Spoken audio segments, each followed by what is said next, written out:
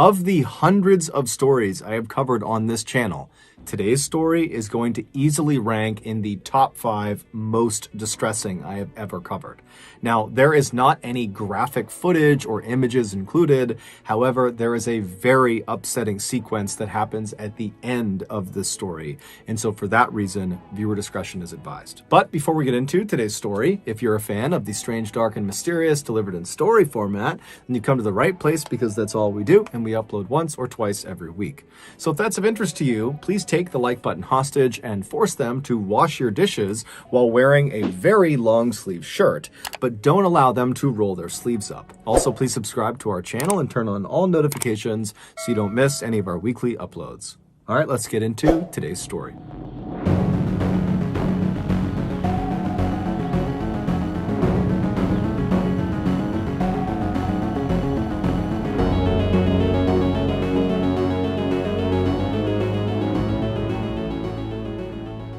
In 1986, Tom Hawks was a 39-year-old father of 2 teenage boys. He had previously been married to his boys' mother, but they had ultimately gotten a divorce. That year, Tom and his 2 sons were at this local chili cook-off in their neighborhood in Newport Beach, California, when Tom was looking out across the sea of people and he sees this stunningly beautiful woman he's never seen before, and he just finds himself staring at her. And he stares at her so long that this woman, she ends up noticing, and she looks up and kind of smiles and blushes and looks away. And Tom immediately is totally embarrassed because he just got caught staring at her. And so he decides, you know what, I got to go over there and introduce myself. And so Tom, who's this totally ruggedly handsome, muscular guy with this incredible mustache, he strides across the lawn and he walks up to this woman and he introduces himself. And she is all smiles and she says her name is Jackie and she's 29 years old and she's single. And from that point onward, those two completely hit it off. They fell madly in love. And just a few years later, in 1989, they got married in front of 150 of their closest friends and family. And then after the wedding, Jackie moved in with Tom and his 2 boys. And even though the boys' mother was still alive, they began calling Jackie Mom, because Jackie not only lived with them, but also because she was so devoted to them, and she just was such a loving and kind person that it just made sense to do that. Also, Jackie, when she was 22 years old, she had gotten into this horrific motorcycle accident, and the internal damage that accident had done to her had left her unable to have kids of her own, something she had always wanted to do.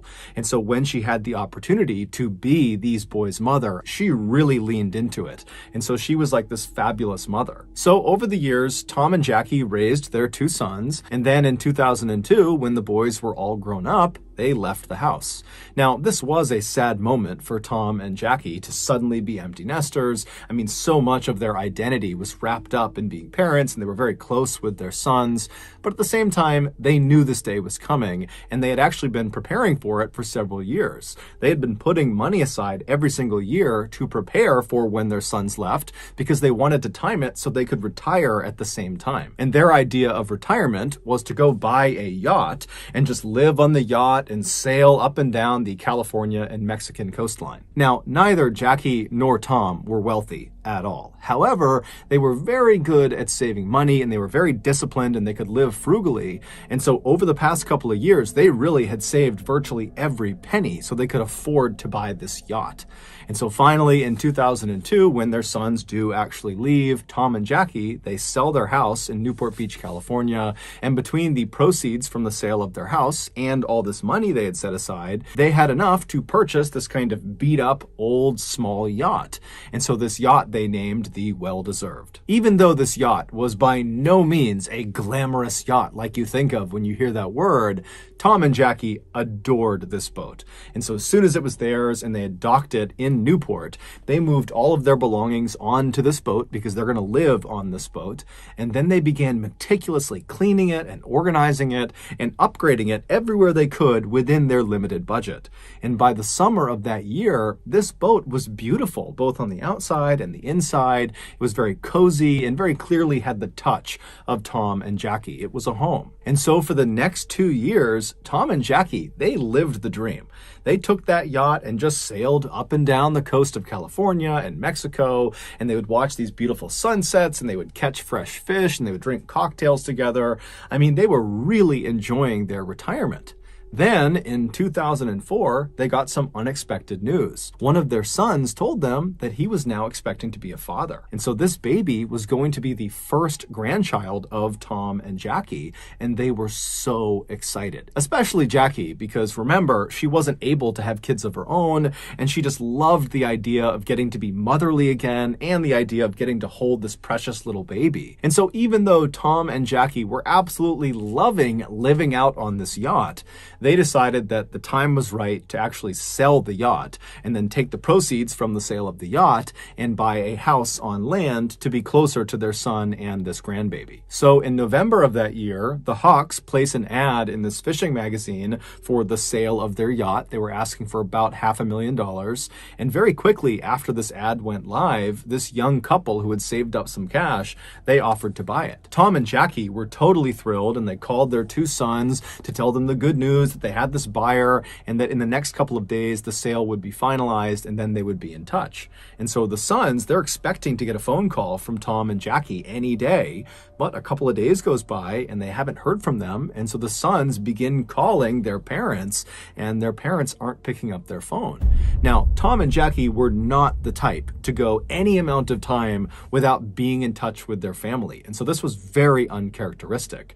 And so when Tom's brother, Jim, who was a retired police chief, when he heard about this sudden silence, he just got in his car and drove to Newport Beach, California to see if maybe they had not finalized the sale of the yacht and maybe the couple was still on the yacht and he could go check in with them and make sure everything was okay. And so Jim, along with a friend of his, they arrive in Newport Beach, they make their way to the dock where the yacht was being held, and they go down to the floating section of the dock and they walk right up alongside the well-deserved, and just from where they're standing, it does not seem like anyone is on the yacht. However, as they're standing there just kind of looking at this yacht right in front of them, Jim notices a couple of oddities. He sees there are lines hanging over the side of the boat that should have been stowed. And Tom was known for being incredibly meticulous and orderly. I mean, that yacht was spick and span always. And so he would not have left these lines draped over the edge of the boat unless he was on board,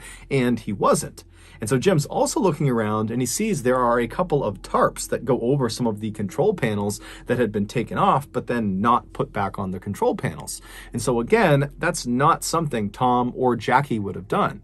And then there's also some dirty towels kind of hanging out of one of the portholes. And so overall, the impression Jim and this friend got was, I guess they must have finalized the sale of this yacht, because clearly the new owners of this boat, they're the ones that are in possession of it, and they're the reason it's sloppy, because Tom and Jackie, they never would leave the boat in this condition. And so Jim pulls out his own business card and he writes a note on it that he's looking to speak with the new owners of this boat because his brother and his brother's wife had sold this boat to them, but now they're missing.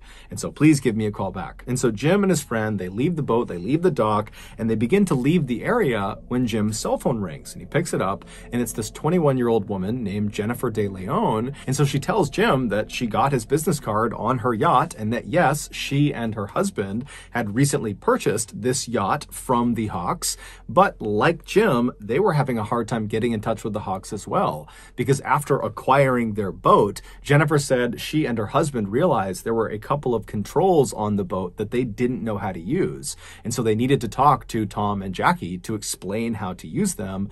Also, Jennifer said she had found some personal belongings that belonged to Tom and Jackie that were stuffed in a couple of drawers that just got left behind, and so she wanted to return that property to them as well. But she's telling Jim, I'm trying to get in touch with them and I can't get in touch with them. And so Jim asked Jennifer, when was the last time you or your husband saw Tom or Jackie? And she would say, the last time we saw them was when we actually finalized the sale of the boat, when we literally gave them the money and we watched them take the money, hop in their car, and drive away. Jim asked her if she had any idea where they might have been going. And Jennifer said, we really didn't have that many personal conversations with Tom or Jackie. It was mostly just business stuff. But in the limited personal interactions we did have, Tom would always talk about how he and Jackie planned on buying a house in Mexico in this town that bordered Arizona, because apparently they have a son that lives in Arizona and he's about to have a baby, and they were talking about how they wanted to be very close. Jim thanked Jennifer and asked her, if you hear from Tom or Jackie, please let me know. And then Jennifer says to Jim, same thing to you. If you hear from them, please let me know, because I need to talk to them too. And so they hang up, and Jim is left thinking, what's going on here? And then Jim remembers there's this woman that Tom and Jackie had hired. Her name was Patricia. And for the past couple of years that they had been out on their boat, they knew they would not have great internet. And so they would not be able to consistently be able to pay their bills and pay taxes. And so they had hired this woman, Patricia, who was also a friend of theirs, to basically pay their bills and manage their finances. And so Jim gets her number and he calls Patricia. And the first thing he asks her is, hey, have you spoken with Tom or Jackie recently? And she says, no, I haven't. And so Jim explains the situation and then asks Patricia, has Tom or Jackie recently made a large deposit into any of their accounts? Because just a couple of days ago, they would have received nearly $500,000.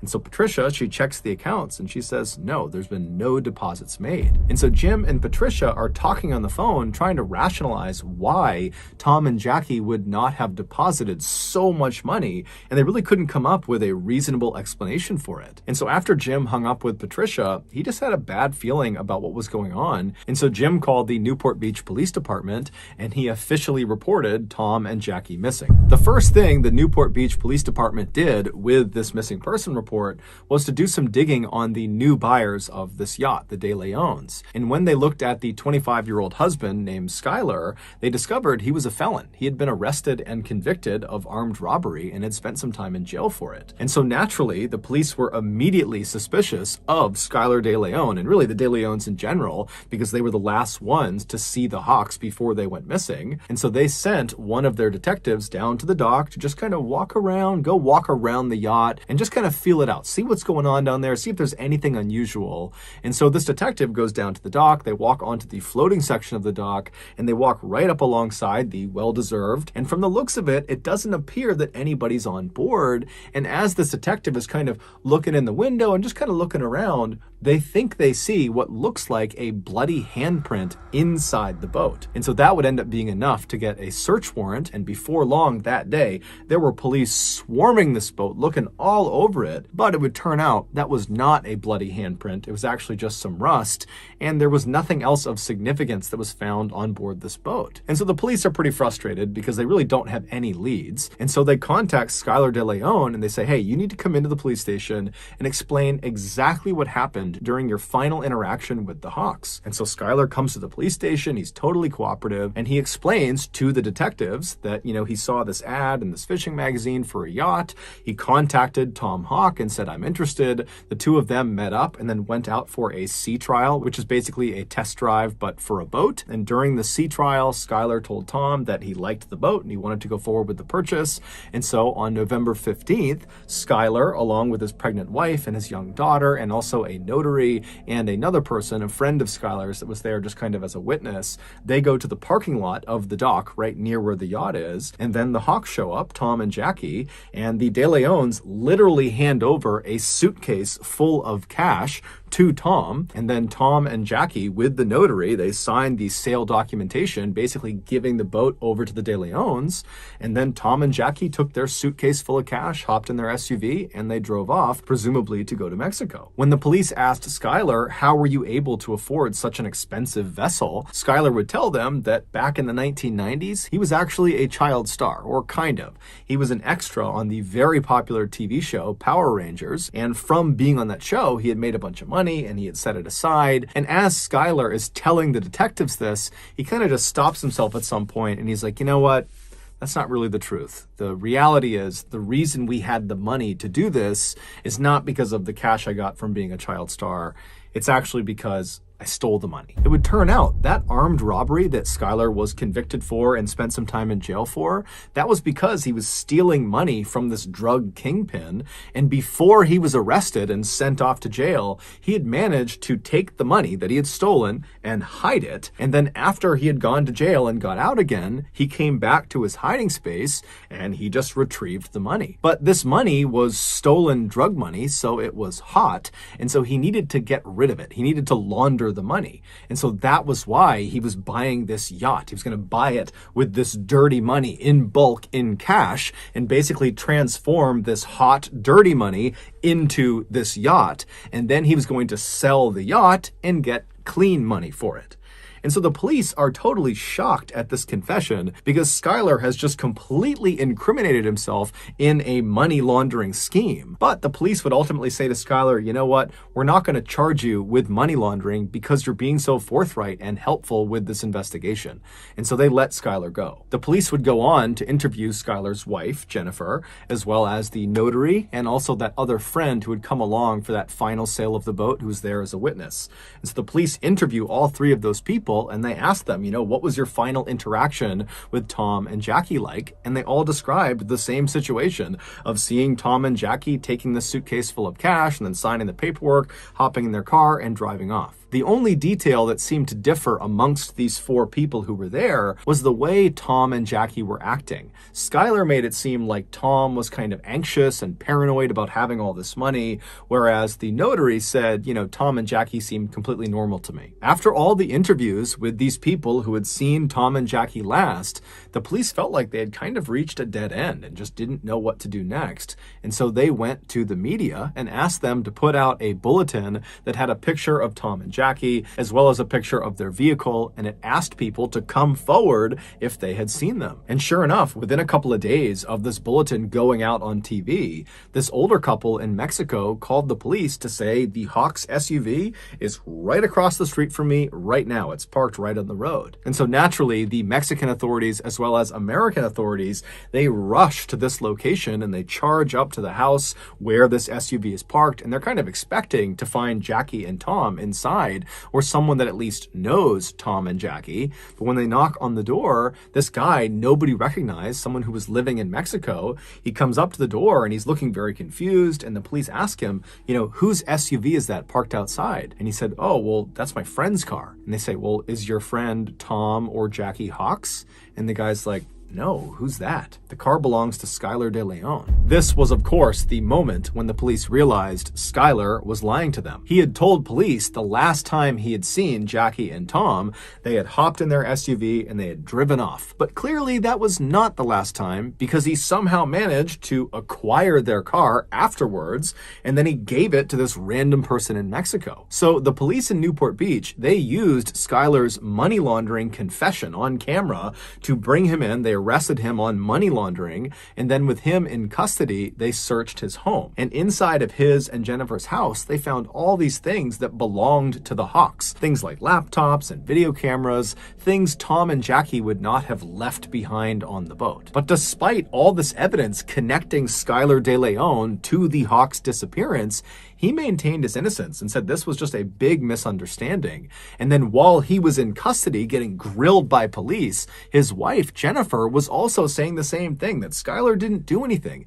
She was even going on talk shows and talking about how this is just one big misunderstanding and Skylar had nothing to do with the Hawks' disappearance, that they are just as concerned about Tom and Jackie as everybody else is. But the police were not buying it. They knew Skylar knew something that he wasn't telling them, obviously. However, they weren't really getting anywhere interviewing Skylar. He was just kind of saying, look, I had nothing to do with it.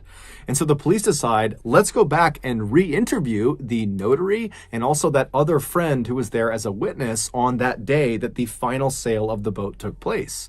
And so they call the notary back into the police department, and the notary is this woman named Kathleen Harris, who's never gotten in trouble in her life, and she's been a very successful notary for a long time. And so she sits down and they ask her again to describe her final interactions with Tom and Jackie. And once again, she says, yep, they came over, they signed the paperwork, they took their cash, they got in their SUV, and they drove off. But under follow-on, very intensive questioning by the police, Kathleen would finally break. And she would say, actually, I've never met Tom and Jackie in my entire life. I was paid up front in cash by Skylar De Leon to backdate those sale documents that had already been signed. I have no idea what happened to Tom and Jackie. Next, the police went out and got that friend who was also there at the time of the final sale, that witness. His name was Alonzo Mason. And so they bring him in and they ask him, you know, what was your final interaction like with Tom and Jackie? And at first he stuck to the story that, you know, they got the cash, they hopped in the SUV, they drove off, that's all it was.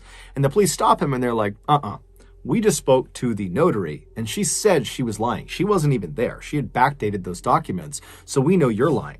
And so as soon as Alonzo got caught red-handed, he began to clam up. It was pretty obvious he did not want to say anything else. And since the police really needed something to happen with this case, they said to Alonzo, "We will make sure your sentence is heavily reduced if you tell us everything you know about what happened to Tom and Jackie." And so Alonzo says, "Okay, I'll tell you." Alonzo was a young guy, very impressionable. He was in his early to mid-20s, and he was actually a jailer, and he had met Skylar when Skylar was in jail. He was in jail for that armed robbery. And so after Skylar gets out of jail, Alonzo and Skylar somehow stay friends, and they spend a lot of time together. And then in November of 2004, Skylar pulls Alonzo aside, and he confesses to him that he is in fact an international assassin, that people paid him to kill people, but only bad people, Skylar said. And he says to Alonzo, "I have a current contract on two really bad people, Tom and Jackie Hawks, but I need help carrying this out. And so if you will help me carry out this contract, I will give you $1 million US." And so Alonzo's like, "Man, okay, yeah, I'll help you." And so on November 15th, Skylar, Alonzo, and a third man that Skylar had recruited to be a part of this job. He was this big, muscular, intimidating looking guy who was actually a longtime Southern California gang member. His name was John Kennedy. Those three, they show up at the parking lot of the dock not to finalize the sale of this yacht. They weren't even close to finalizing the sale. They were there to meet up with Tom and Jackie to do a sea trial, a test drive. But when Tom and Jackie arrive, Tom, who was a longtime probation officer and so was very used to being around felons and convicts, he immediately sized these three up and thought, bad news. And so when the two parties met each other in the parking lot, Skylar started to notice that Tom was definitely apprehensive about getting on a boat with them. In fact, Tom was talking about potentially rescheduling and that, today's not a good day. And Skylar's seeing, okay, they're clearly uneasy about getting on the boat with us.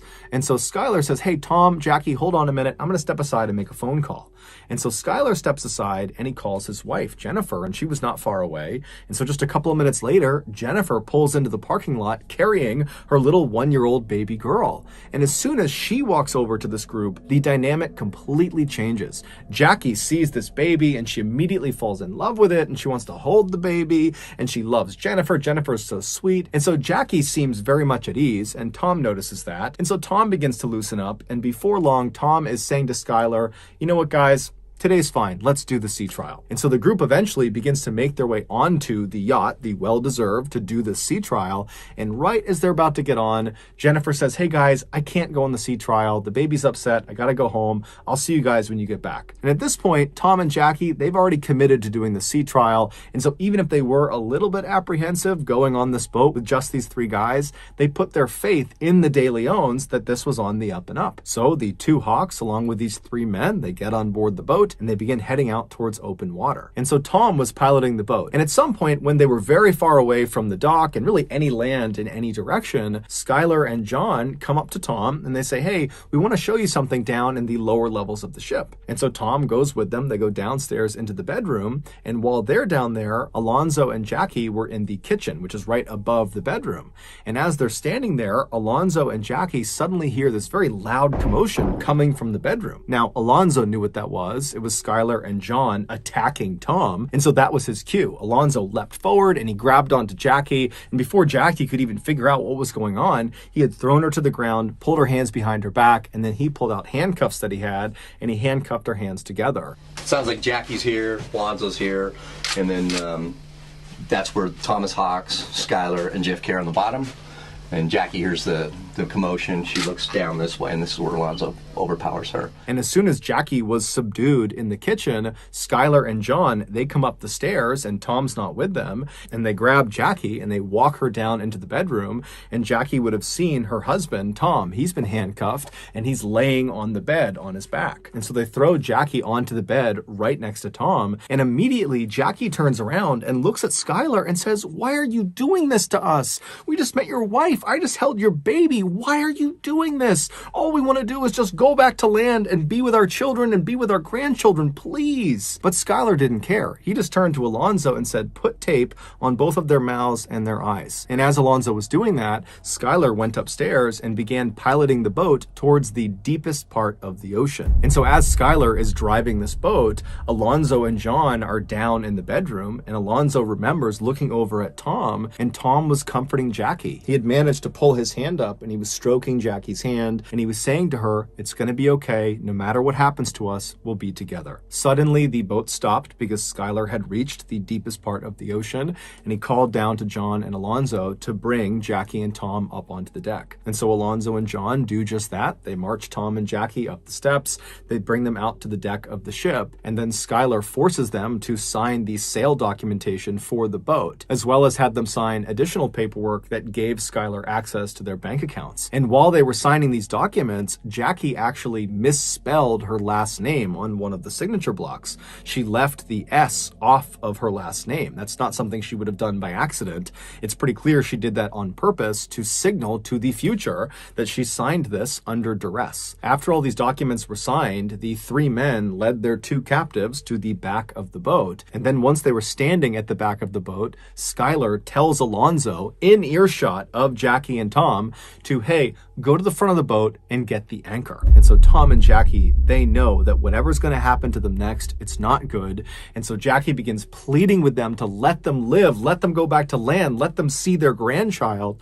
And Tom manages to shake his restraints from John, who was holding him, and he manages to kick Skylar really hard in the groin. But after that, John leapt on top of Tom and Jackie and subdued both of them. And then he positioned Tom and Jackie so they were sitting down back to back with their handcuffs connected to each other. And then Alonzo shows up dragging this heavy anchor, and he finally gets it all the way over until it's right next to Tom and Jackie, at which point Skylar grabs the long metal chain that came off of the anchor, and he felt around until he got to the very end of the chain. So not the side closest to the anchor that's attached to it, the far other side, the bitter end of this chain. And he reached down and he connected that portion of the chain to Tom and Jackie's handcuffs. And then once he was sure their handcuffs were securely fastened to the end of this chain, Skylar stood up, walked over and grabbed the anchor, and with quite a bit of effort, he managed to lift it up and threw it over the side of the boat. As soon as that anchor hit the water, all Tom and Jackie would have heard for several seconds would be the sound of all of that loose chain that they were connected to being rapidly pulled off the boat and being sucked down into the water. And so that chain was going up and over this wooden railing, and so all they would have heard is just chain links grinding over the railing until finally the anchor pulled the chain tight, at which point it yanked Tom and Jackie towards the side of the boat. Alonzo would say when this happened, Jackie's head struck the inside of the side of the boat so hard it made this very loud, audible cracking sound. And then Skylar, Alonzo, and John just stood there as Tom and Jackie desperately tried to fight against the weight of this anchor that was trying to pull them off of the boat. Tom was trying to hold on to anything he could to try to hold his wife in place, but eventually the weight of this anchor combined with the movement of the boat was just too much. And so Tom and Jackie were very slowly pulled up and over and off the boat into the water. When they hit the water, they would have been fully alive, fully conscious, as they began their rapid descent to the bottom of the ocean, 3,500 feet below. Alonzo would tell police as soon as Tom and Jackie disappeared below the surface, Skylar let out a woohoo and ran over to the edge of the boat and looked into the water like a giddy child. And he was staring at where they had disappeared, and he was just grinning and laughing. And then finally, when the water went calm and there were no more bubbles, Skylar just kind of laughed, turned around, and made his way back to the cockpit and began piloting the boat back towards the dock. Even though Jennifer was not on the boat at the time of the murder, she was equally involved in it. In fact, the attack was her idea. She wanted more money, and she saw this scheme scheme as being a way of doing that. So remember when she showed up at the dock parking lot with her baby and put Jackie and Tom at ease to help get them out on that sea trial, she was doing that very intentionally to trap Jackie and Tom. She knew what was going to happen out on that boat. She was trying to get them to go so they could be murdered and they could steal their boat. And when Skylar was out on the boat before, during, and after the murders, he would step aside and call Jennifer to let her know how it was going and kind of get her feedback and ask for advice about what they should do next. With that in mind, one of the darker elements of this case has to do with the video camera that was discovered inside of Jennifer and Skylar's house. It was the Hawks video camera, and they had used it over the past couple of years to document their travels out on the ocean. And so when the police acquired this video camera, they played the tape that was inside of it. And at first, the tape shows Jackie filming the inside of the well-deserved yacht, and she's talking about how sad it was that this is probably one of the last times they'll be inside of this boat. But she and Tom are so happy because they've found buyers who are going to take great care of this boat, and they're excited about the future. They're excited about their grandchild.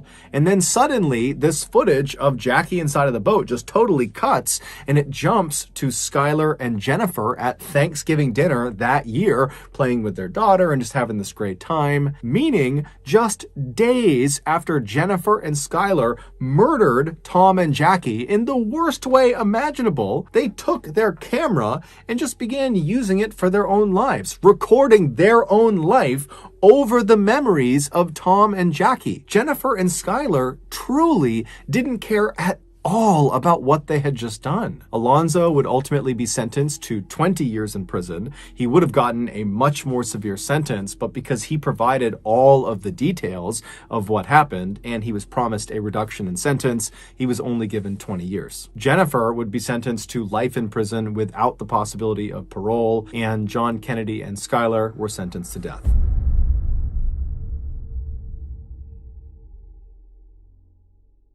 So that's going to do it, guys. If you got something out of today's episode and you haven't done this already, please take the like button hostage and force them to wash your dishes while wearing a very long sleeve shirt, but don't allow them to roll their sleeves up. Also, please subscribe to our channel and turn on all notifications so you don't miss any of our weekly 1 or 2 video uploads. We are now selling merchandise like flannels and hats and sweatshirts and all sorts of stuff. If you're interested, go to shopmrballin.com.